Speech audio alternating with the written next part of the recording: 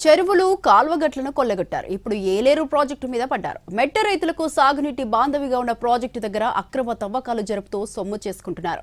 కాకినాడ జిల్లాలో మట్టి దందాపై ఓ రిపోర్ట్. కాకినాడ జిల్లాలోని ఏలేశ్వరం ప్రాజెక్టు ద్వారా దాదాపు 4 నియోజకవర్గాల్లో 50,000 ఎకరాలకు పైగానే సాగునీరు అందుతుంది. మరోవైపు విశాఖలోని స్టీల్ ప్లాంట్ అవసరాలకు ఈ ప్రాజెక్టు నుంచి నీటిని తరలిస్తారు. అయితే వేసవి వచ్చేసరికి కొన్ని ప్రాంతాల్లో నీరు ఇంకిపోతుంది. దాంతో నీరు లేని ప్రదేశాలను కనిపెట్టి కొల్లగొడుతున్నారు అక్రమార్కులు. ప్రాజెక్టు మారుమూల ఉండడంతో గుట్టు చప్పుడు కాకుండా ట్రాక్టర్లతో మట్టిని తవ్వి తరలిస్తున్నారు. ప్రాజెక్టు గర్భాన్ని పూర్తిగా తవ్వేయడంతో రాబోయే రోజుల్లో నీటి ప్రవాహం ఆగిపోయే ప్రమాదం ఉంది. అయితే స్థానిక అధికార పార్టీ నేతల సహాయంతోనే ఇదంతా జరుగుతున్నట్లు పబ్లిక్గానే చెప్పుకుంటున్నారు.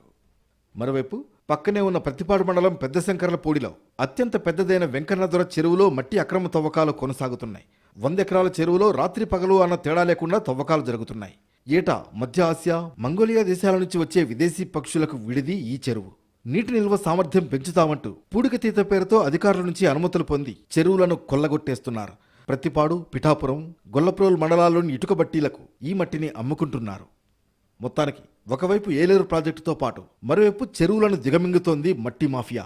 దీనివలన ప్రాజెక్టు మనుగడకే ప్రమాదం ఏర్పడే అవకాశం ఉందని రైతులు ఆందోళన చెందుతున్నారు.